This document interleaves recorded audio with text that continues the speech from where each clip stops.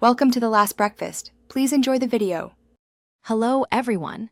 In this video, I will show you how to replace your Honda Civic passenger side mirror. This is a straightforward process that can save you a significant amount of money compared to a professional repair.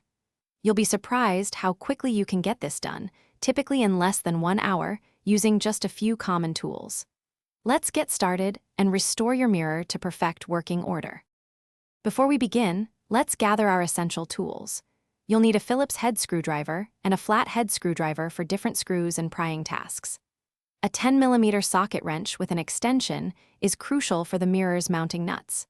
Additionally, a panel removal tool, or even a flathead screwdriver with its tip wrapped in tape, will help you safely remove interior trim pieces without causing any scratches or damage. Now, let's get to removing the old mirror. First, carefully pry off the interior door trim panel and disconnect the window switch harness. Next, remove the single Phillips head screw that secures the door panel. Then, gently pull off the triangular sail panel cover near the mirror.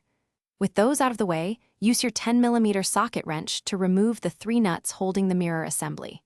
Finally, disconnect the mirror's electrical wiring harness, and the old mirror is free. With the old mirror removed, it's time to install your new one.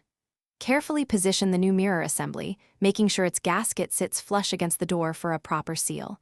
Reconnect the electrical wiring harness firmly. Then, install and gently tighten the 3 10mm mounting nuts, applying even pressure. Finally, reattach the door panel, ensuring all clips are secure. Before finishing, test all power mirror functions to confirm everything works correctly. Thanks for watching. If this was helpful, leave a like and consider subscribing. See you next time.